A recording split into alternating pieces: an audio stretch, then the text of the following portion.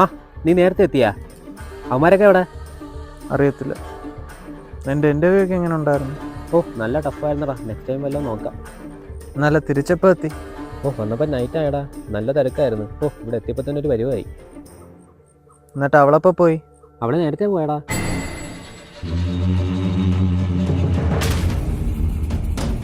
നീ എന്തുകൂടെ ചോദിച്ചേ? ഞാൻ വന്നപ്പോൾ തൊട്ട് നിന്ന് ശ്രദ്ധിക്കുമോ? നിനക്ക് എന്ത് പറ്റി?